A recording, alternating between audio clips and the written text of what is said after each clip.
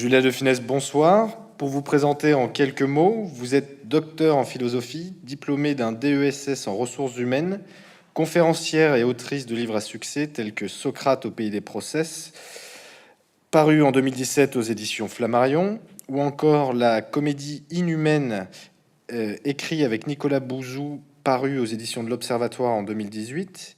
Et en 2019, vous sortez l'ouvrage Développement impersonnel aux éditions de l'Observatoire, qui est passé en 2021 en poche. Donc on vous reçoit pour la présentation de cet ouvrage, ouvrage dans lequel vous déconstruisez le développement personnel, vous posez un regard critique sur des méthodes qui vous semblent manipulatrices, qui vous semblent... oui, tout à fait manipulatrice, pardon. Vous attardez sur les différents leviers employés pour montrer les nombreux paradoxes que revêt le développement personnel. Vous montrez aussi comment la philosophie peut dépasser ce qu'instaure le développement personnel, tout du moins les exemples de développement personnel que vous prenez dans le livre. On aura le temps d'y revenir. Ces méthodes que, notamment, ce que permet la philosophie de dépasser, c'est ce recentrement excessif sur soi, et ces méthodes qui sont, comme vous les qualifiez, réductrices, c'est-à-dire qu'on réduit l'humain à des méthodes. Alors, ma première question, qui sont deux questions d'ailleurs, c'est comment caractérisez-vous le développement personnel? Comment le situez-vous par rapport à la psychologie, la psychothérapie ou encore la psychanalyse? Oui, alors déjà je suis très contente d'être là, merci de m'inviter. Et deuxièmement, oui, je reviendrai sur l'introduction aussi pour nuancer peut-être certaines choses. Le développement personnel est une appellation d'origine non contrôlée, qui est très vague, très vaste. C'est un mot valise, un concept fourre-tout dans lequel on met absolument tout et n'importe quoi. La psychanalyse, théoriquement, ne rentre pas dans le champ du développement personnel. Toutes les thérapies comportementales, tout ce qui vise l'augmentation du moi, c'est ce qu'on appelle aujourd'hui le développement personnel. Mais c'est un mouvement qui est né, si on en fait un peu l'histoire, la généalogie, c'est un mouvement qui est né dans les années 20 dans les pays anglo-saxons. C'est une autrice qui s'appelle Alice Bailey qui a commencé à prévoir, à prédire une grande méditation mondiale. Et c'est comme ça que le développement personnel a commencé. La méthode Coué a suivi 1922 à peu près, et ça va aussi ça rentre dans ce registre-là. Et puis après, les années 30 l'ont professionnalisé, et dans les années 70, c'est la PNL, la programmation neurolinguistique, qui a évidemment accéléré le déploiement du développement personnel. Donc c'est pas de la psychanalyse, parce que ça c'est une discipline à part entière, mais c'est tout ce qui rassemble, tout ce qui regroupe le développement de la personne, le développement du moi.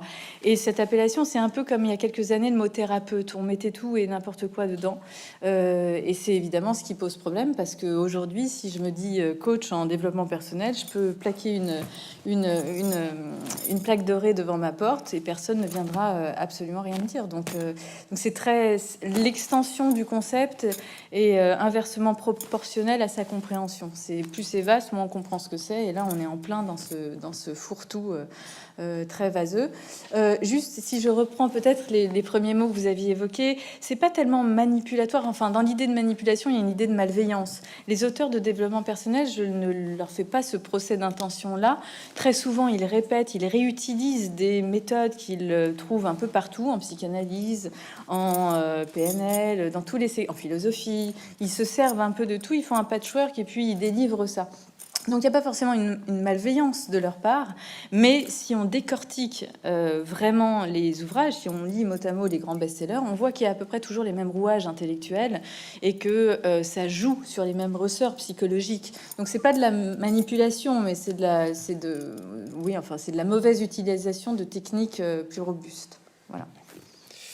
Alors, nous voyons bien que avec le nombre de coachs qui existent, que vous listez dans votre ouvrage, le nombre de livres autour du développement personnel, on voit bien qu'il y a une explosion d'une pensée positive dans laquelle on nie tout ce qui est négatif, tout ce qui est toute forme de négativité, dépression, colère, toutes ces choses-là.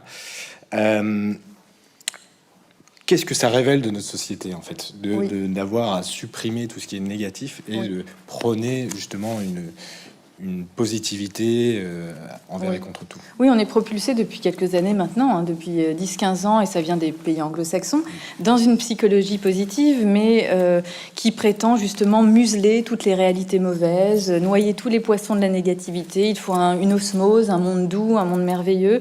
Le réel devient une fonction support. Le réel, on préfère un irréel radieux à un réel parfois odieux, et ça on le comprend tous, mais et d'ailleurs ce sont les ferments pour moi aussi de la cancel culture ou du woke qu'on voit aujourd'hui et qui veut nier le réel, qui veut effacer ce qui s'est passé dans l'histoire, qui veut absolument museler tout cela. Donc c'est une psychologie positive qu'on voit dans beaucoup de domaines, évidemment dans le développement personnel, qu'on voit aussi dans les entreprises.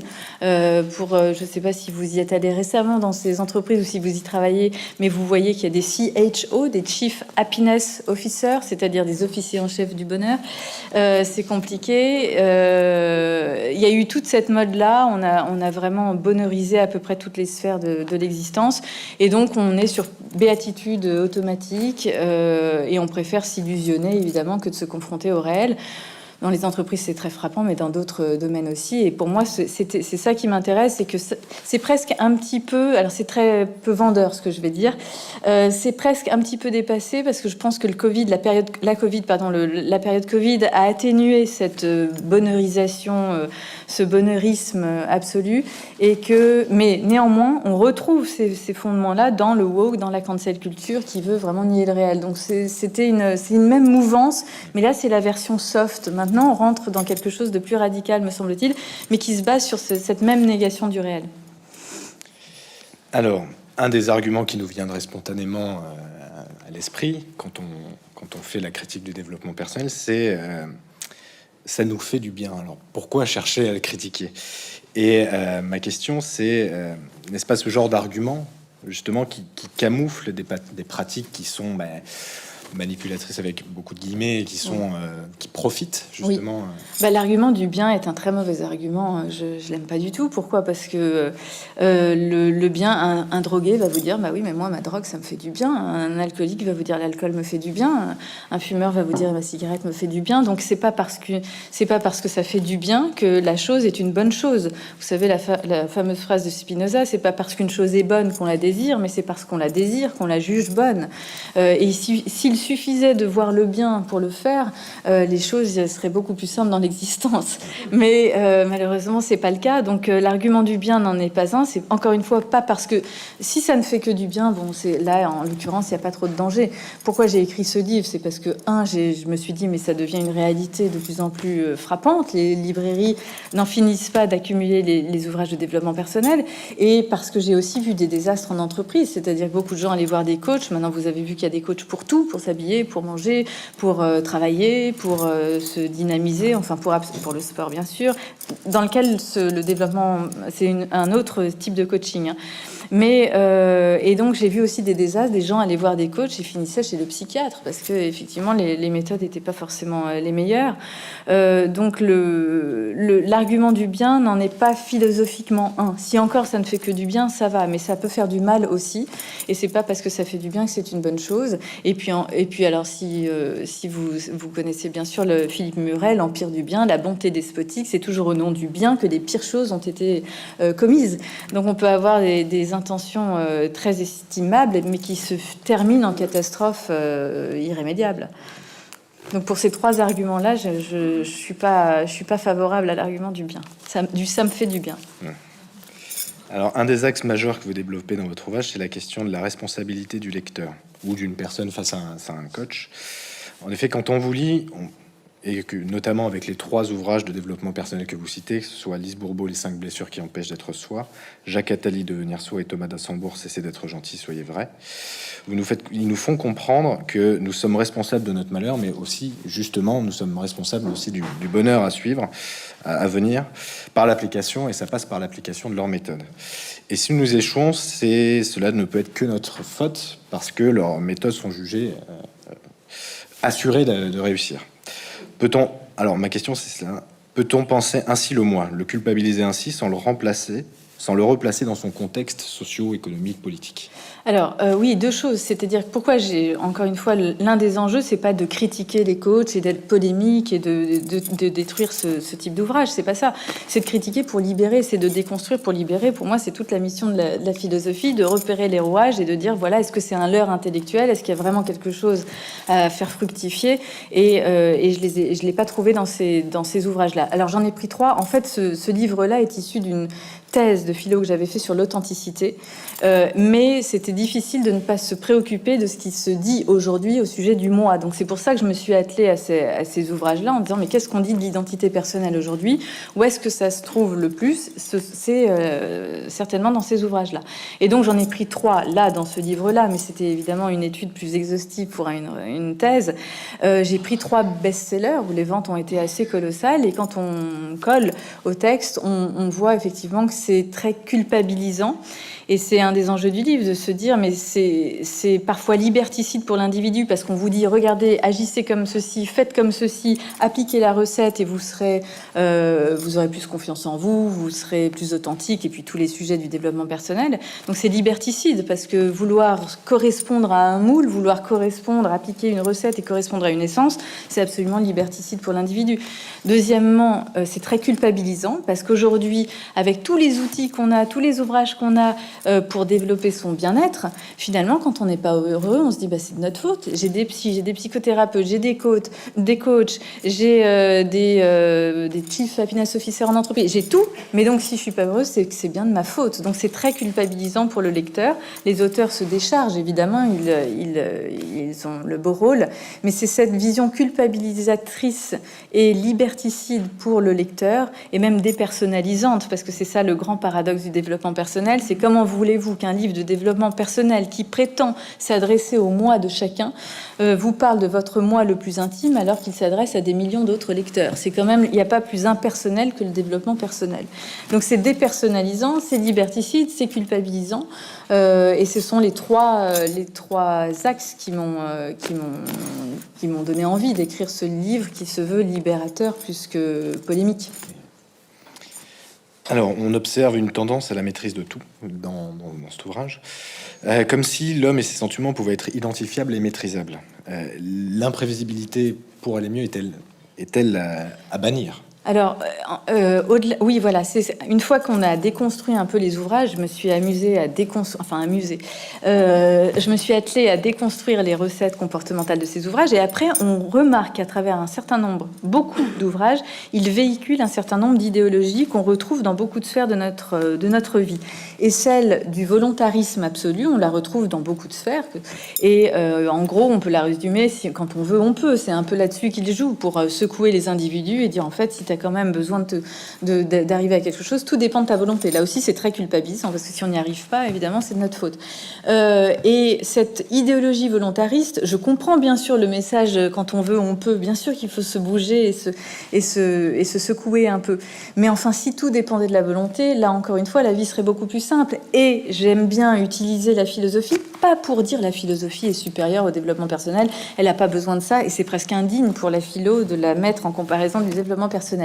Mais elle permet de contredire certains arguments. Et si on prend un auteur, alors que certains vont pas ranger dans les philosophes, mais ça c'est un autre sujet, mais moi oui, si on pense à Proust, mais c'est l'éloge de l'involontaire. Quand est-ce qu'on a le plus accès à soi-même? C'est quand on revit une situation, quand on revit un moment passé, et pour revivre ce moment passé, c'est l'involontaire qui prime. Tout d'un coup, je sens le parfum, c'est l'exemple de la petite Madeleine, je sens le parfum, je sens le parfum de quelqu'un dans la rue, tout d'un coup ça me rappelle évidemment ma grande-tante ou ma grand-mère, et je me revis à cette époque-là, et là j'ai accès, le sentiment de moi-même, le sentiment du soi qui est très frappant. Mais encore une fois, c'est la mémoire involontaire, il appelle ça le souvenir involontaire.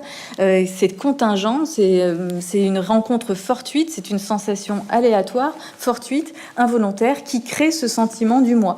Donc le meilleur accès, si je prends Proust, le meilleur accès à soi-même, c'est l'involontaire, et c'est certainement pas un travail de la volonté comme le suggère ce type d'ouvrage. Alors, pour revenir à ce que vous disiez, sur le fait que pour certaines personnes, ça peut être dangereux sur la psyché. C'est ça ma question, c'est est-ce que c'est pas à un moment donné dangereux de laisser aux mains de pour vous citer, ces bricoleurs du mois, est-ce que c'est pas dangereux de se laisser sa psyché de chacun aux mains de ces... Bah oui, alors moi je me suis toujours étonnée, je me suis dit ça viendrait jamais à l'idée de me faire opérer du genou par un type qui a fait à peu près 18 semaines, je vous prends les formations les plus denses, je suis sympa, 18 semaines de formation à raison d'une semaine par mois, et ça me viendrait pas à l'idée de me faire opérer du genou. Mais pour notre esprit, on a parfois moins de considération et on est prêt à aller voir un type qui, les formations au coaching, encore une fois, sont très contestables. S'il n'y a pas aujourd'hui de reconnaissance académique d'État, c'est bien qu'il y a une raison, c'est que les formations ne sont pas du tout assez solides. Elles se font la plupart du temps en ligne. Ce sont des titres certifiés ou des diplômes universitaires, ce qui n'a rien à voir avec des diplômes académiques d'État. Ça, ce sont des titres qu'on possède à vie. Les titres certifiés sont des titres qu'on doit renouveler, ou les diplômes universitaires sont des titres qu'on doit renouveler. Et ce n'est pas le ministère de l'Éducation nationale qui les délivre, mais le ministère du Travail. Et il les délivre en fonction des besoins du marché. Donc vous voyez que ça n'a absolument pas du tout la même valeur. Donc il ne s'agit pas de dénigrer ça, mais de ne pas les mettre sur le même plan. Donc moi, je préfère, quand il s'agit de mon esprit, d'aller voir des gens qui ont une expérience, qui ont des diplômes reconnus par l'État. Ça garantit quand même une certaine légitimité. Et ne pas aller voir beaucoup de gens qui ont été très vite formés et qui parfois tournent au charlatanisme assez rapidement. Donc voilà, mais on comprend pourquoi aussi les gens vont voir plus facilement des coachs, parce que, et d'ailleurs les auteurs en jouent dans leurs ouvrages, il n'y a pas du tout l'argument d'autorité ou la position d'autorité. Un coach se dit compagnon de route. Et d'ailleurs, beaucoup d'auteurs tutoient le lecteur. Il y a une sorte de compagnonnage, cher lecteur, avec toute... Lise Bourbeau, vous l'avez cité, elle finit son introduction avec amour, avec amitié. Enfin, on est dans une sorte de connivence bienveillante et sympathique, une effusion de sentiments qui met le lecteur sur le même plan que l'auteur. Et le coach se dit, il les revendique sur le même plan que le client qui vient les voir. C'est beaucoup plus simple d'aller voir quelqu'un qui se met sur le même niveau que vous. C'est beaucoup plus compliqué d'aller voir un psychiatre parce qu'il faut déjà se considérer comme souffrant ou en mal-être en tout cas. Et puis il y a l'autorité du sujet sachant chez le médecin ou chez le psychanalyste ou même chez le psychologue qui n'a pas du tout lieu d'être ici avec le coach. Donc on comprend très bien le mouvement de facilité qui explique cet engouement pour ce type d'approche, mais évidemment ça nivelle énormément le niveau. Puis l'égalité que vous disiez, oui. elle est illusoire, parce que mine de rien, les gens sont en attente de ce savoir-là. Vous en parlez aussi à un moment donné, où il y a quand même une supériorité de cette personne, ce discours qui est du compagnonnage, oui. Comme vous dites, il est quand même illusoire dans le sens où ils ont le savoir, ils sont malgré tout... Enfin, leur savoir est assez léger. Hein. Mais en tout cas, l'égalitarisation, c'est un des ressorts sur lesquels tout marche aujourd'hui, parce que et là, c'est au-delà du coaching.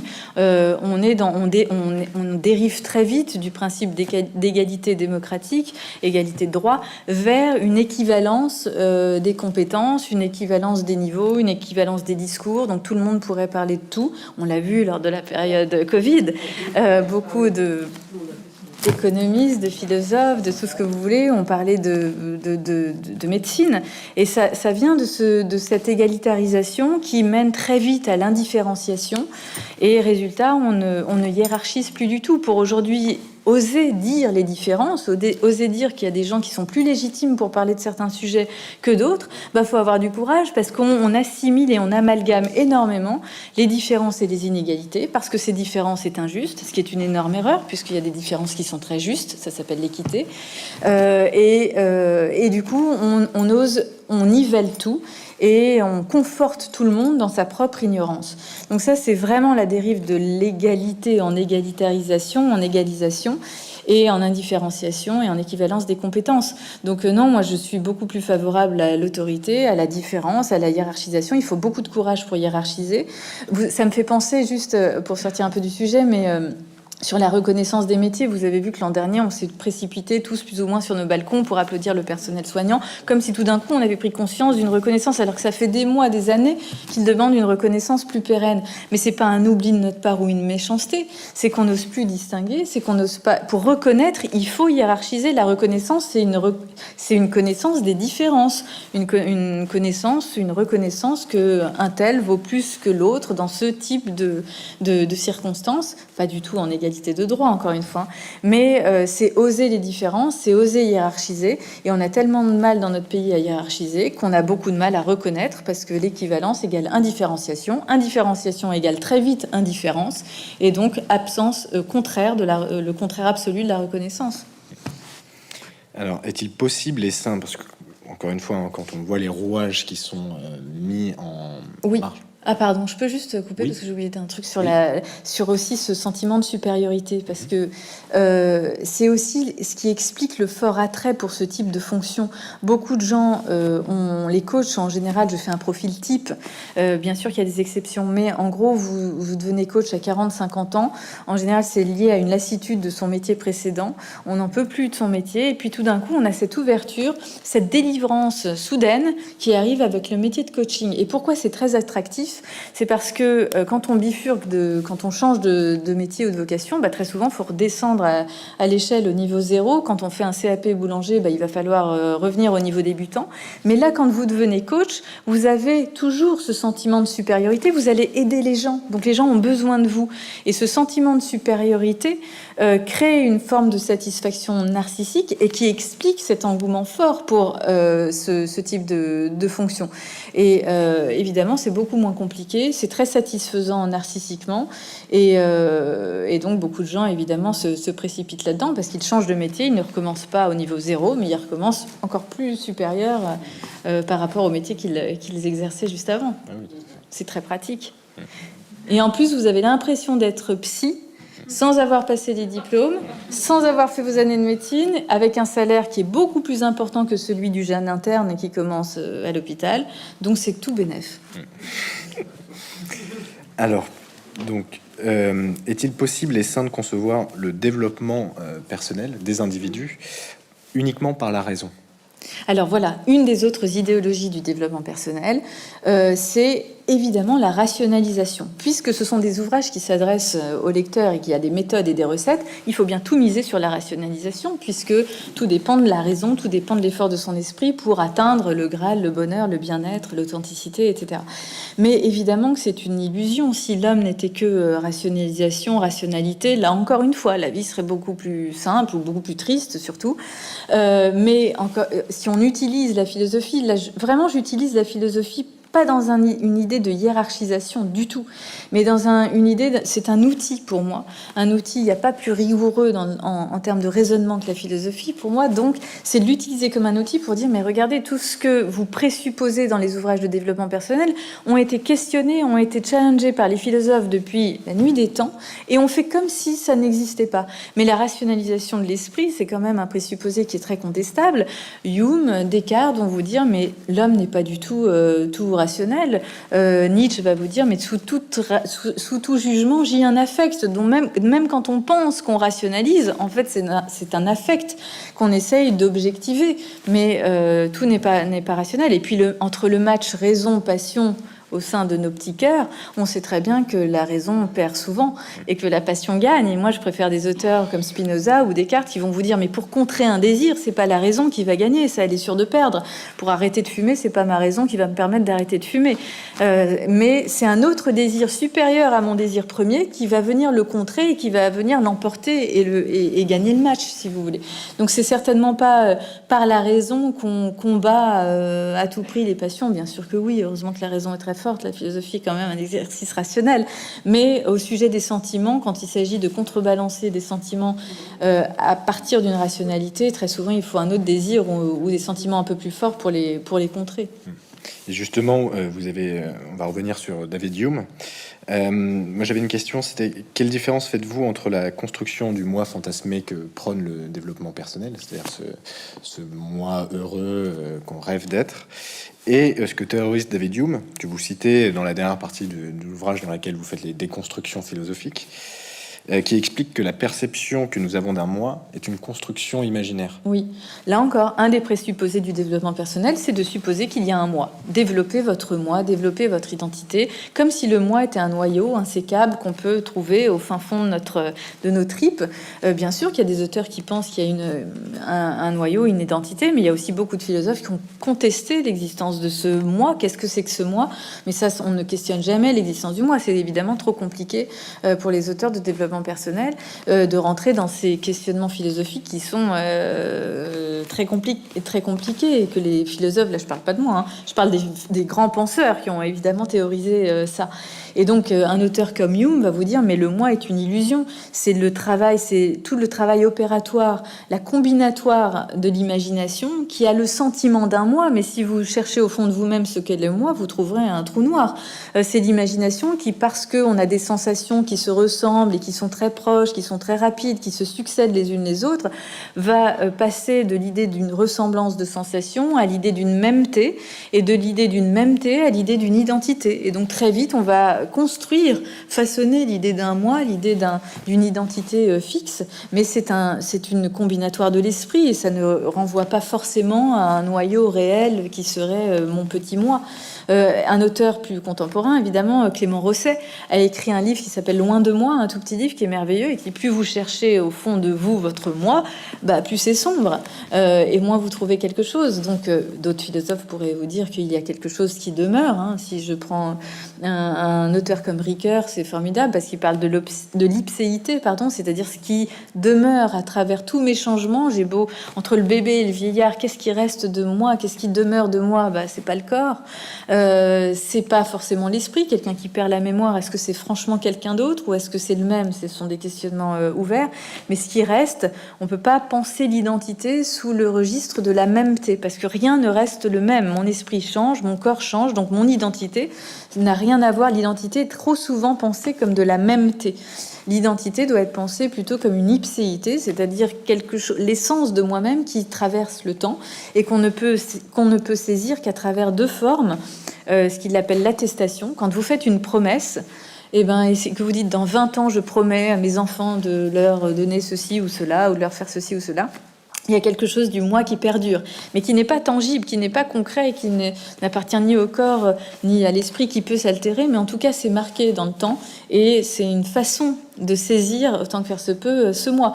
Et dans l'identité narrative, c'est aussi dans la mise en récit, nous dit Ricoeur, dans l'identité narrative qu'on va saisir le continuum d'un moi, parce que on va faire des expériences disparates et nombreuses de l'existence, on va les réunir dans un récit, et donc ça va donner une unité, et ça va unifier ce moi, mais qui n'est pas unifiable dans la vie réelle. Donc la mise en récit, l'identité narrative ou l'attestation permettent de saisir ce qu'il appelle l'ipséité, cette durabilité du moi. Mais encore une fois, tout ça n'est pas du tout questionné. Et ce qui est intéressant en philosophie par rapport au développement personnel, c'est que la philosophie confronte des points de vue très différents. Ricoeur va s'opposer à des philosophies anglaises qui vont de Parfit ou de Hume, qui vont concevoir autrement le moi. Donc il y a des matchs d'idées, il y a des combats d'idées où il n'y a évidemment pas de réponse définitive. Comment voulez-vous prendre parti? Mais en tout cas, ça déconstruit les présupposés qui sont pensés comme acquis, qui sont acquis d'emblée et qui ne sont pas questionnés, sur lesquels après les auteurs de développement personnel ou les coachs édifient des théories, des recettes, mais dont les fondements sont sablonneux.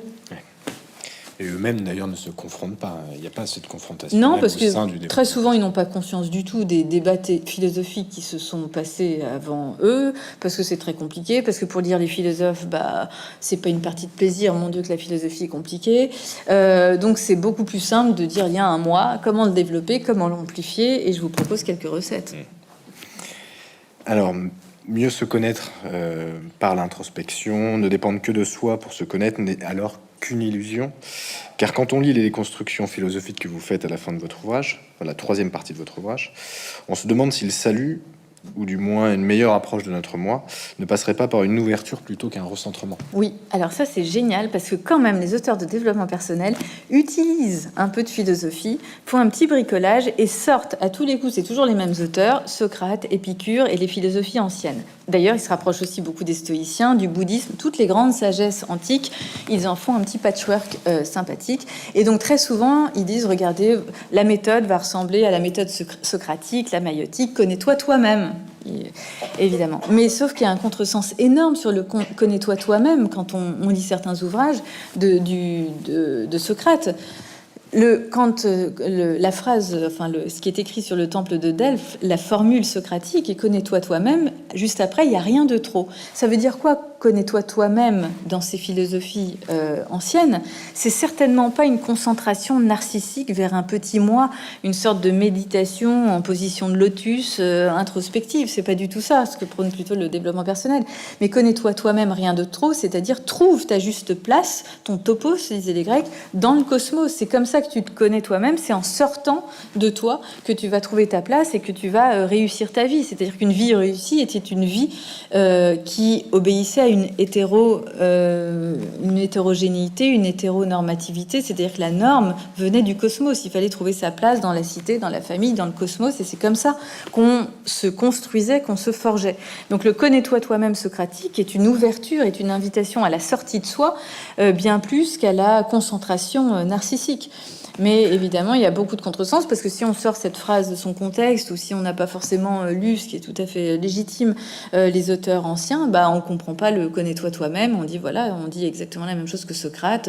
Concentrez-vous, méditez même 3 minutes dans l'ascenseur, parce que maintenant il y a des méditations express.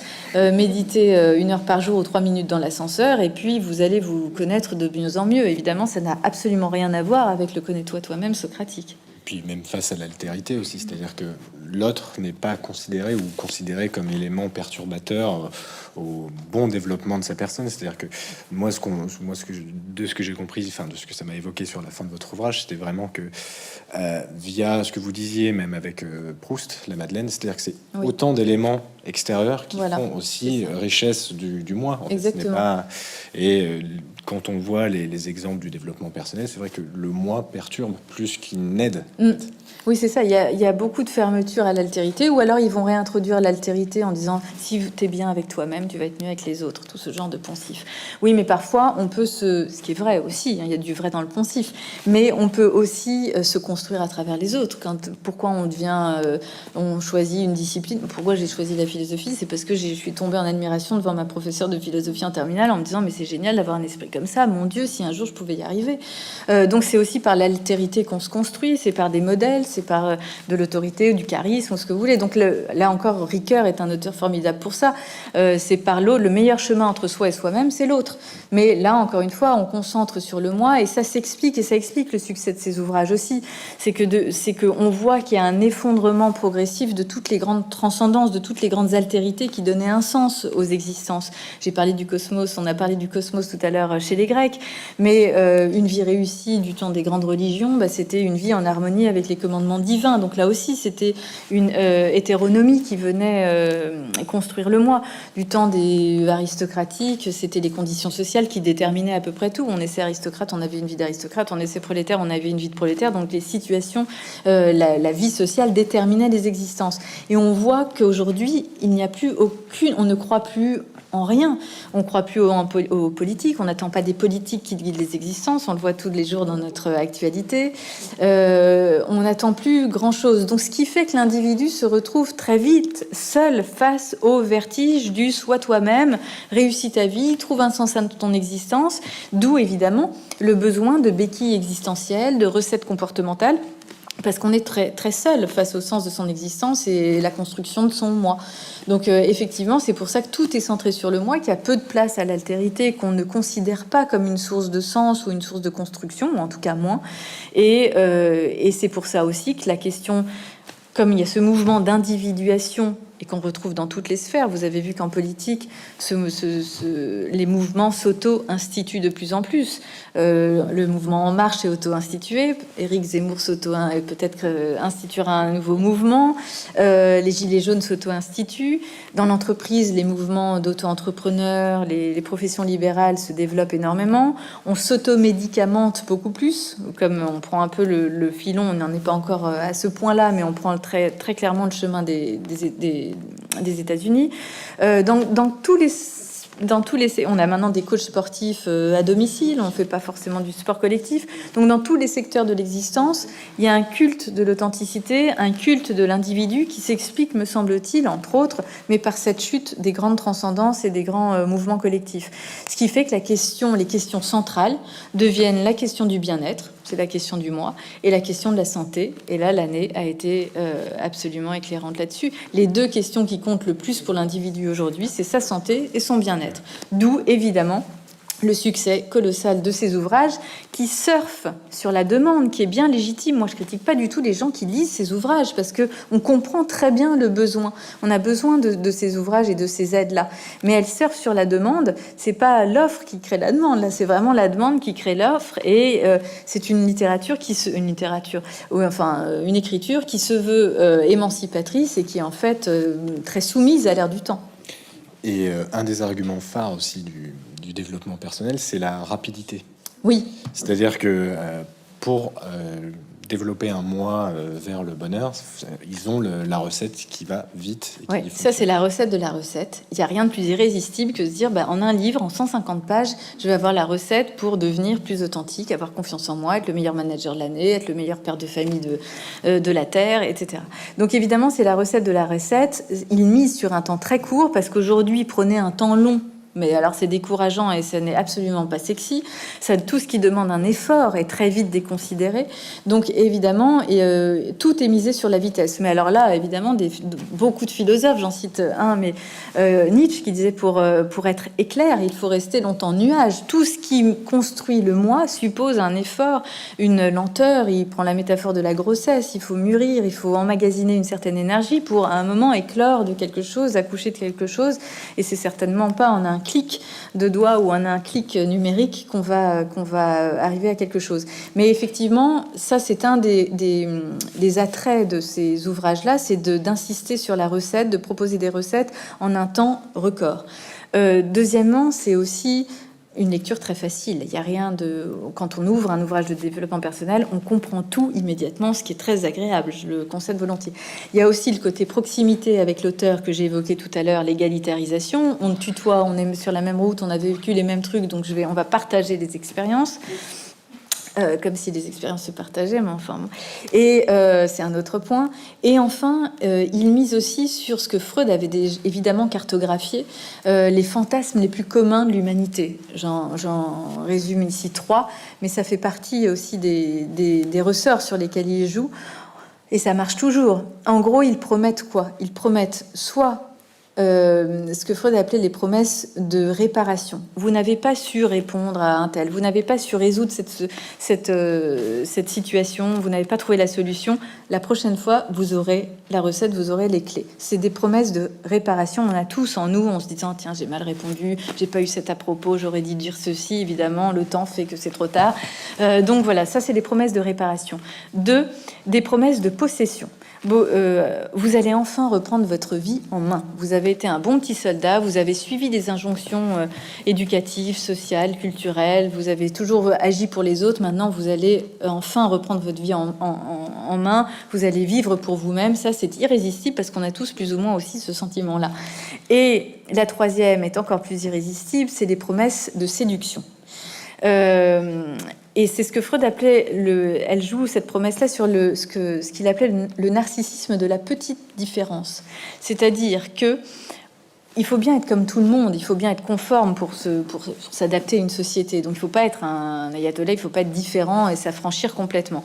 Mais il faut une petite différence parce que c'est toujours flatteur de dire à quelqu'un: vous êtes évidemment comme tout le monde, mais vous avez quand même un petit truc en plus que personne n'a vraiment vu encore.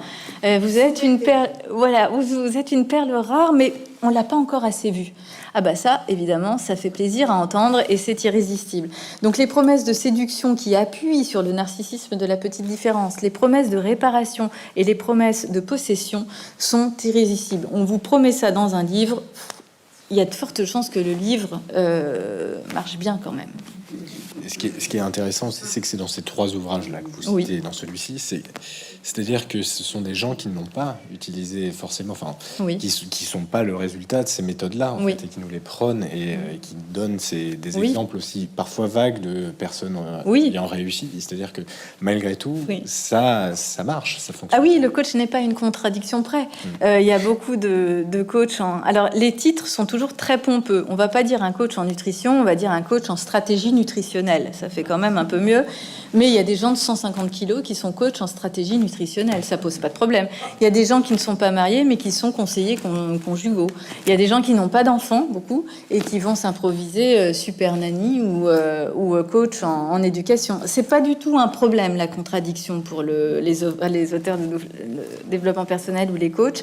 Donc oui, on trouve tout, absolument tout. Ça, c'est un florilège. Alors, y a-t-il au fond ce qu'on pourrait appeler un bon développement personnel? Si oui, comment le reconnaître et comment se prémunir justement de ces impostures avec... Oui, moi, écoutez, moi, je sais pas s'il y a un bon développement personnel. Il y a des bons coachs, il y a des bons auteurs, mais une qualité ne fait pas un métier. C'est ça le problème, parce qu'à chaque fois que j'ai dit, alors les coachs me sont tombés dessus, bien sûr, ils me haïssent, mais c'est pas grave. Mais souvent ils m'ont dit oui, mais vous généralisez dans votre livre, vous parlez des coachs, d'un profil type de coach, alors qu'il y a des coachs qui sont très bons. Mais ça, c'est pas du tout un argument. Heureusement qu'on généralise, sinon on ne peut parler de rien. Mais ils confondent généralité et généralisation. La science procède par généralisation, par induction. On va partir de quelques tests, de quelques doses, et puis on va augmenter en se disant ça va marcher pour le plus grand nombre. On ne peut parler de rien si on ne généralise pas. La généralité, c'est de déduire d'une essence un comportement. Il les coach donc ceci. Ça, non, je fais pas du tout ça. Ça, c'est de l'essentialisation, c'est de la généralité, et ça, je suis absolument contre ce type de raisonnement, bien sûr. Mais la généralisation est absolument nécessaire. La science ne procède que par généralisation, et quand on essaye de décrire une tendance forte, forcément, on généralise.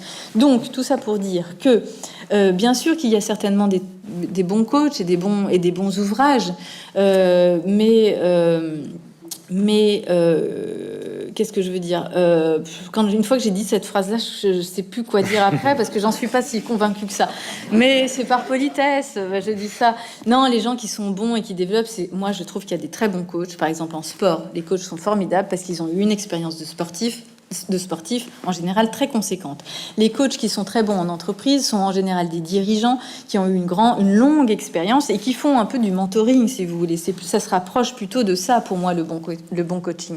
Mais c'est pas des gens qui n'ont pas exercé le métier pour lesquels ils vont coacher. Il y a beaucoup de femmes dans les coachs qui n'ont jamais dirigé d'entreprise, ou beaucoup d'hommes qui n'ont jamais dirigé d'entreprise et qui vont devenir coach de dirigeants. Donc c'est ça que je critique, c'est ce manque de légitimité pour prétendre conseiller d'autres personnes qui ont exercé le métier. Donc quand le coach est bon, c'est qu'il a en général pratiqué ce pourquoi il conseille, et qu'il s'est frotté à une discipline très forte, à une rigueur très forte, et qu'il a travaillé. Vous voyez, moi en fait, ce que j'aime pas là-dedans, c'est la facilité la facilité d'accès à certaines positions qui se disent supérieures et qui pour moi sont très très inférieures.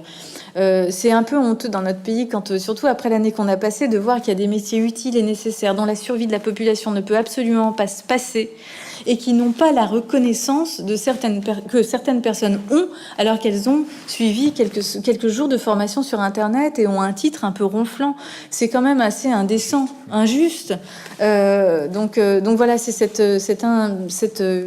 ce manque de reconnaissance, ce manque de proportion, ce manque d'esprit critique sur ce qu'on nous propose qui me paraît à combattre.